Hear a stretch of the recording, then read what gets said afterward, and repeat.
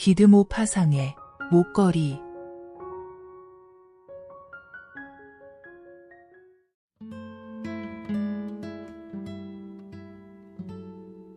그녀는 마치 운명이 한 번 잘못 던져 놓은 사람처럼 가난한 하급 관리의 집안에서 태어난 아주 예쁘고도 불운한 여인이었습니다.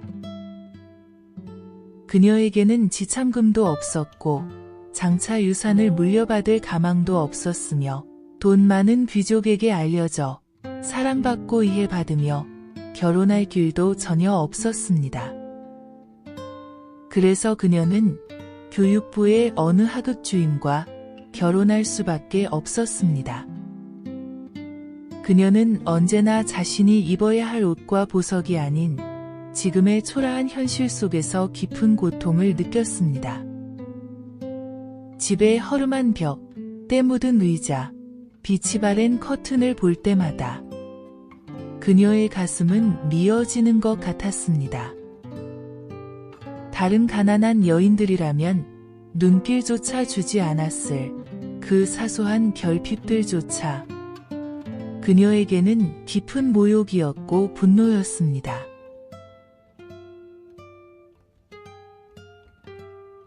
그녀는 꿈을 꾸었습니다. 은밀한 대화가 오가는 동양풍 벽걸이가 걸린 커다란 거실.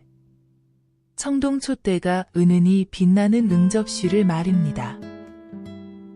무릎까지 내려오는 반바지를 입은 두 명의 하인이 커다란 안락의자 옆에서 난로의 열기에 취해 졸고 있는 풍경을 그녀는 자주 떠올리곤 했습니다. 저녁 식사 때 사흘 동안이나 빨지 않은 식탁보가 깔린 둥근 식탁 앞에서 남편이 수프 냄비의 뚜껑을 열며 "아, 맛있는 국이군. 이보다 좋은 건 없어." 라고 외칠 때면 그녀의 머릿속은 온통 은그릇에 담긴 정교한 요리, 수놓인 벽보 아래에서 속삭이는 분홍빛 송어 요리, 혹은 향긋한 메추라기 날개 요리로 가득 찼습니다. 그녀에게는 수도원 시절부터 알고 지낸 부유한 친구, 포레스티의 부인이 있었습니다. 하지만 마틸드는 친구를 만나고 돌아올 때마다 너무나 비참한 기분이 들어 며칠씩 울음을 터뜨리곤 했기에 이제는 친구를 만나러 가는 일조차 스스로 피하게 되었습니다. 어느 날 저녁, 남편 루아젤이 커다란 봉투를 들고 의기양양하게 돌아왔습니다. 여보, 당신을 위한 선물이 있어. 그녀는 떨리는 손으로 봉투를 뜯고 인쇄된 카드를 꺼냈습니다. 거기에는 이렇게 적혀 있었습니다. 교육부 장관 조르주 랑포너 부처는 1월 18일 월요일 저녁 장관 관저에서 루아젤 씨 부부를 환영하는 무도회를 열고자 하오니 부디 참석해 주시기 바랍니다. 하지만 마틸드는 기뻐하기는커녕 초청장을 식탁 위에 툭 던지며 짜증 섞인 목소리로 중얼거렸습니다. 그 무도회에 도대체 뭘 입고 가라는 말인가요? 남편은 당황한 얼굴로 말을 더듬었습니다. 아니, 그게 당신이 연극 보러 갈 때 입는 옷 있잖아. 내 눈에는 아주 예뻐 보이던데? 그는 말을 멈췄습니다. 아내가 울고 있었기 때문입니다. 그녀의 눈가에서 커다란 눈물 두 방울이 입술 언저리로 천천히 흘러내렸습니다. 왜 그래요? 도대체 왜 그래? 그녀는 애써 감정을 눌러 젖은 뺨을 닦으며 말했습니다. 아무것도 아니에요. 다만 저에겐 입고 갈 옷이 없으니 그 무도회에 갈 수 없다는 것뿐이죠. 루아젤은 안타까운 마음으로 다시 물었습니다. 자, 마틸드. 드레스 한 벌을 마련하는데 돈이 얼마나 들겠소? 아주 화려하지 않아도 좋소. 나중에도 입을 수 있는 소박하고 예쁜 옷 말이오.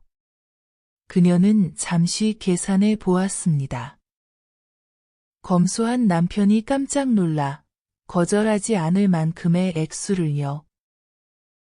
글쎄요. 정확히는 모르겠지만 400프랑쯤이면 될 것 같아요. 그 말을 들은 남편의 얼굴은 순간 창백해졌습니다. 그것은 그가 여름 일요일마다 친구들과 사냥을 가기 위해 총을 사려고 모아둔 전 재산이었기 때문입니다. 하지만 그는 아내를 사랑했기에 잠시 침묵하다가 결심한 듯 말했습니다. 좋소. 400프랑을 주겠소. 하지만 부디 아주 예쁜 드레스를 사야 하오.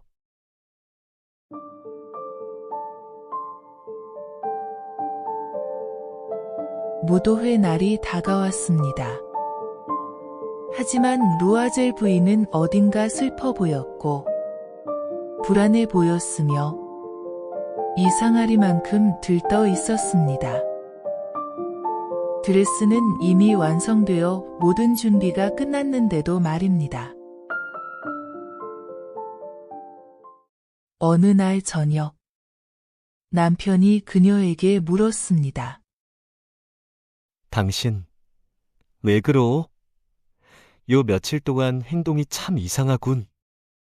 그러자 그녀가 말했습니다. 목에 걸 보석이 하나도 없어서 속상해요. 장식할 게 없으니 정말 가난뱅이처럼 보일 거예요. 차라리 무도회에 가지 않는 게 낫겠어요. 꽃을 달면 되잖소. 요즘은 꽃장식이 유행이라던데. 10프랑만 주면 아주 예쁜 장미꽃 두세 송이는 살 수 있을 거야. 하지만 그녀는 고개를 저었습니다. 아니요. 싫어요. 부자 여인들 틈에서 가난해 보이는 것만큼 굴욕적인 일은 없으니까요. 그때 남편이 무릎을 치며 외쳤습니다. 아, 내가 왜 그 생각을 못했지. 당신 친구 포레스티의 부인을 찾아가 봐요. 보석을 좀 빌려달라고 하면 되잖소. 당신들 사이라면 그 정도는 충분히 가능하잖아.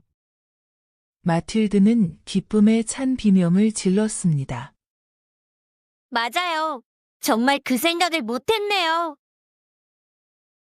다음 날, 그녀는 친구의 집으로 달려가 사정을 이야기했습니다.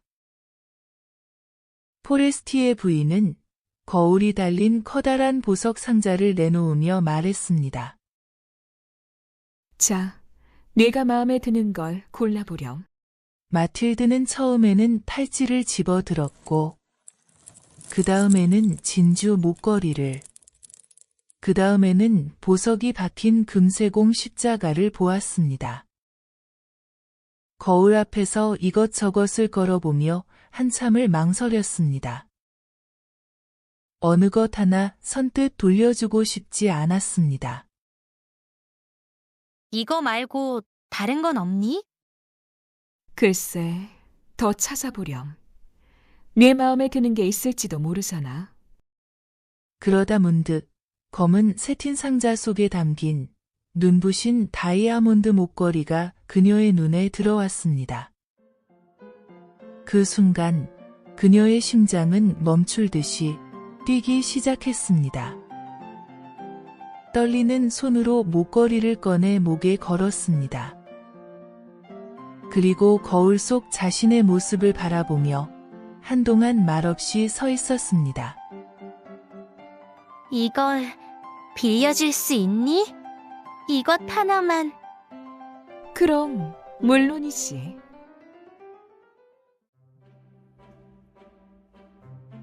드디어 무도회 날이 밝았습니다.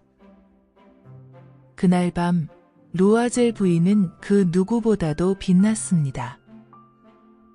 그녀는 가장 예쁘고 가장 우아했으며 미소 짓는 얼굴은 기쁨으로 가득 차 있었습니다. 모든 남자들이 그녀를 바라보았고 이름을 물었으며 앞다투어 춤을 청했습니다. 장관마저도 그녀에게 관심을 보였습니다. 그녀는 자신의 아름다움이 거둔 승리 속에서 마치 행복의 구름 위를 걷는 듯한 황홀경에 빠져 정신없이 춤을 추었습니다. 그녀는 새벽 4시가 되어서야 관저를 나섰습니다. 남편은 자정부터 3명의 신사들과 함께 작은 방에서 졸고 있었습니다. 그는 아내의 어깨에 가져온 겉옷을 조심스레 걸쳐 주었습니다. 하지만 그것은 평소에 입던 초라한 외투였습니다. 마틸드는 모피 코트를 입은 다른 여인들 사이에서 자신의 가난이 드러날까봐 서둘러 계단을 내려갔습니다. 잠깐만 기다려요. 밖은 추우니 내가 마차를 불러오겠소. 루아젤이 외쳤지만 그녀는 듣지 않고 그대로 거리로 뛰쳐나갔습니다. 두 사람은 강변 쪽으로 한참을 걸어 내려가서야 낡은 마차 한 대를 잡을 수 있었습니다. 마차는 마르티르가에 있는 그들의 집 앞까지 달려갔습니다. 집에 들어온 마틸드는 마지막으로 거울 앞에서 자신의 영광스러운 모습을 확인하려 했습니다. 여보, 목걸이가 없어졌어요. 뭐라고? 그게 무슨 소리야? 목걸이가 없다니. 두 사람은 드레스 자락과 겉옷 주머니를 샅샅이 뒤졌습니다. 하지만 어디에도 목걸이는 없었습니다. 남편은 다시 외투를 집어들며 말했습니다. 우리가 걸어온 길을 다시 가보겠소. 혹시 떨어뜨렸을지도 모르니까. 그는 새벽 공기를 가르며 밖으로 뛰어나갔습니다. 마틸드는 드레스 차림 그대로 의자에 주저앉아 멍하니 밤을 지새웠습니다. 아침 7시쯤 남편은 돌아왔지만 그의 손은 비어 있었습니다.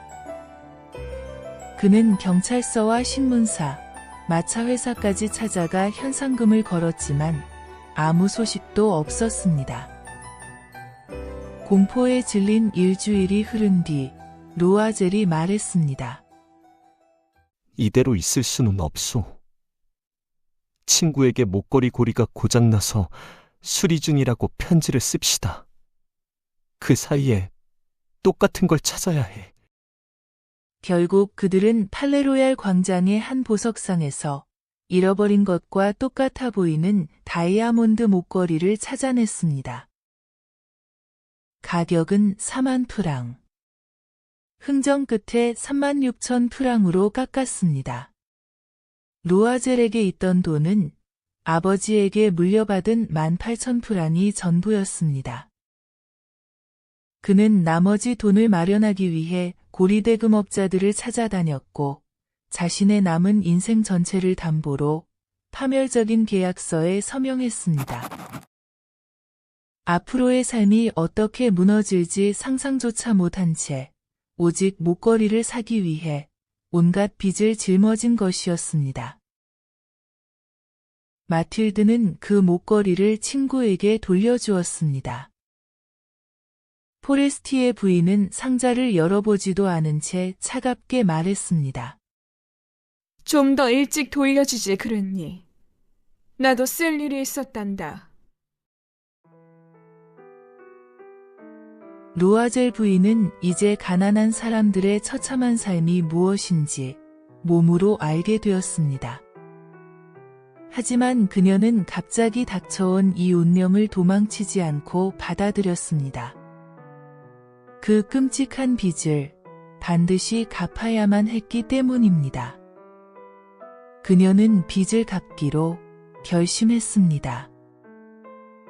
그들은 먼저 하녀를 내보냈고 살던 집을 떠나 어느 건물 지붕 밑의 작은 다락방으로 이사했습니다. 이제 그녀는 부엌의 모든 거친 일과 혐오스러운 집안일을 혼자서 해내야 했습니다. 고왔던 장밋빛 손톱은 기름기 묻은 냄비와 솥 밑바닥을 닦느라 모두 닳아 없어졌습니다. 더러워진 빨랫감과 셔츠, 걸레를 직접 빨아줄에 널었고 매일 아침 쓰레기를 자신의 손으로 거리로 내다 버렸습니다. 물을 깃기 위해 층계를 오르내릴 때마다 층계에 멈춰서서 숨을 헐떡여야 했습니다. 그녀는 이제 평범한 서민여인처럼 옷을 입고 바구니를 팔에 끼고 채소 가게, 식료품점, 정육점을 하나하나 돌아다녔습니다. 단돈 한 수라도 아끼기 위해 상인들에게 모욕을 당하면서도 끝까지 흥정을 벌이며 자신의 비참한 돈을 지켜냈습니다. 매달 어김없이 돌아오는 어음을 갚아야 했고 어떤 것은 기한을 늘려달라 사정하며 겨우 시간을 벌어야 했습니다. 남편 역시 퇴근 후에도 쉬지 못했습니다. 저녁마다 상인의 장부를 정리해 주었고 밤늦게까지 한 페이지의 오수를 받는 필기 아르바이트로 밤을 지새웠습니다. 이런 생활이 무려 10년 동안 계속되었습니다. 10년이 지나서야 그들은 마침내 모든 빚을 갚을 수 있었습니다. 고리대금업자들의 가혹한 이자 위에 또 이자를 얹은 그 모든 끔찍한 금액을 말입니다. 그때의 루아젤 부인은 이제 아주 늙어 보였습니다. 가난한 집안의 억척스럽고 거친 여자가 되어 머리는 아무렇게나 헝클어져 있었고 치마는 비뚤어졌으며 손은 늘 붉게 상해 있었습니다. 그녀는 커다란 목소리로 말하며 양동이에 물을 가득 담아 바닥을 벅벅 닦아내곤 했습니다. 하지만 가끔 남편이 출근하고 혼자 남았을 때면 그녀는 창가에 앉아 옛날의 그 무도회를 떠올렸습니다. 자신이 그토록 아름다웠고 그토록 많은 찬사를 받았던 바로 그 밤을 말입니다. 만약 그날 밤 그 목걸이를 잃어버리지 않았다면 내 인생은 어떻게 되었을까? 누가 알 수 있을까? 삶이란 참으로 기묘하고 변화무쌍한 것이로구나. 단 한 점의 장신구 때문에 파멸하기도 하고 또 구원받기도 하니 말이다. 그러던 어느 일요일, 일주일의 고된 노동에서 벗어나 잠시 숨을 고르려 샹젤리제 거리를 걷던 그녀는 아이의 손을 잡고 산책하는 한 여인을 보았습니다. 여전히 젊고, 여전히 아름답고, 여전히 매력적인 포레스티의 부인이었습니다. 루아젤 부인은 가슴이 쿵하고 내려앉았습니다. 그녀에게 말을 걸어야 할까요? 이제는 빚도 다 갚았으니 모든 것을 말해도 되겠지요. 그녀는 용기를 내어 친구에게 다가갔습니다. 안녕, 잔느? 포레스티의 부인은 깜짝 놀라 그녀를 바라보았습니다. 이 억척스럽고 초라한 여인이 자신의 이름을 다정하게 부르는 것이 도무지 이해되지 않았기 때문입니다. 미안하지만 누구시죠? 제가 사람을 잘못 본 건가요? 나야, 마틸드 루아젤이야. 포레스티의 부인은 비명을 질렀습니다. 없은 마틸드, 어쩌다 이렇게 변했니? 그래, 그동안 참 힘들었어. 너를 마지막으로 본 뒤부터 줄곧 말이야. 그리고 그건 다 너 때문이었어. 나 때문이라고? 그게 무슨 소리야? 기억나니? 네가 장관관저 무도회에 가라고 빌려주었던 다이아몬드 목걸이 말이야. 그럼 기억하고 말고. 그런데? 사실은 내가 그걸 잃어버렸어. 뭐라고? 하지만 넌 그걸 돌려주었잖아.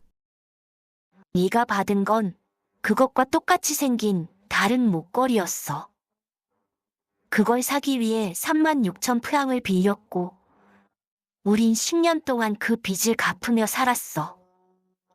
우리처럼 가진 게 아무것도 없는 사람들에겐 얼마나 힘든 세월이었는지 너는 상상도 못할 거야.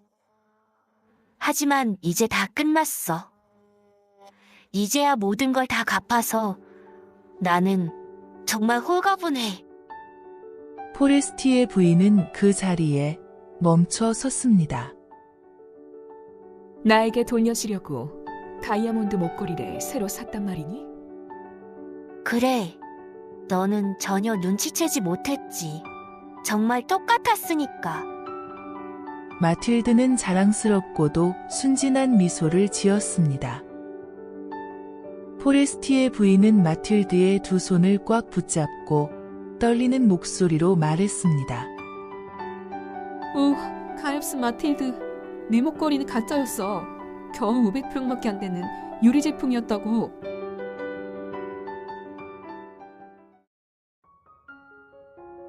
여러분, 마지막 문장을 듣고 어떤 기분이 드셨나요?